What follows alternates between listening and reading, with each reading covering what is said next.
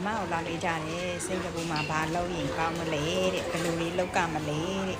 မေးတယ်ပေါ့နော်အမပြောပြမယ်ဘယ်လိုလုပ်ကြမလဲဆိုတော့အမပြောတယ် work permit နဲ့ခေါ်တာများတယ်အခုမြန်မာတွေပေါ့နော် work permit NTS ကအခုဖွင့်ပေးလိုက်တော့မြန်မာတွေကိုခေါ်တယ်အေး work permit NTS မှာလုပ်လို့မရတာအမခုနလည်းပြောခဲ့တယ် beauty salon တွေမှာလုပ်လို့မရအောင် beautician မျက်တောင်ဆက်တာလက်သေးဆက်တာအနှိပ်ခမ်းမှာtraditional massage အဲ့မှာမြန်မာလုပ်လို့မရဘူးနောက်ပြီးတော့ work permit NTS နဲ့ office မှာ account admin လုံးဝလုပ်လို့မရဘူး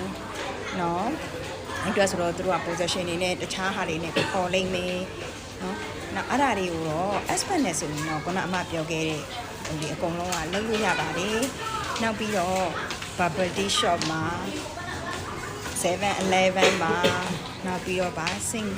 ချန်ဂီလေစိတ်မှာ trolley တွန်းတာ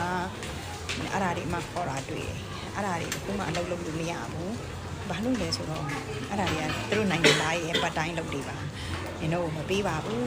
agent တွေကဘာတွေခေါ်နေလဲဆိုတော့ agent တွေကအမှန်တော့လေခု George Street တို့ဗါလဲအဲ့မှာကြေညာတဲ့အလုပ်တွေဖတ်ဖတ်ပြနေတာနော်ငါမောင်လေးညီမတွေ deposit ပေးတယ်ဆိုရင်တော့မှပဲ deposit ပေးပြီးချက်ချင်းလုံးမရပါဘူးငါမောင်လေးညီမတွေကိုပဲဒီ job လေးကို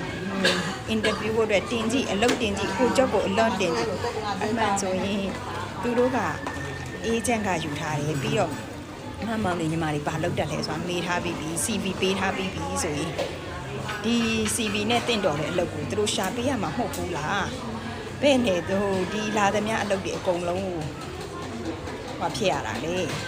ကိုကပဲပြန်လျှောက်နေရတာကိုကပဲပြန်လျှောက်နေရဆိုရင်George Street မှာလျှောက်ပါလားဘာလို့ agent ကိုအားကိုးနေလဲနောက်ပြီးတော့ဗာလဲ agent တယောက်ဆိုရင်ဗာ main ကလေး accountant လာပြီးသူလျှောက်တဲ့ဟာအောက်မှာရေးထားတာဗာ able to do general worker တဲ့ကန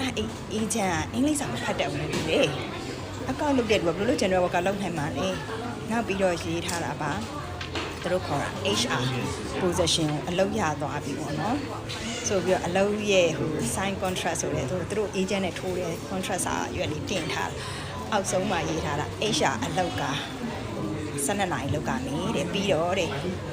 can stand whole day can live everything ဟဲ့အဲ့ဒါကိုနားလဲလား agent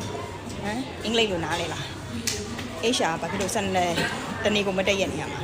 ပစ္စည်းတွေဘာလို့မှားရမှာလဲစဉ်းစားကိုရေးထားတဲ့ job description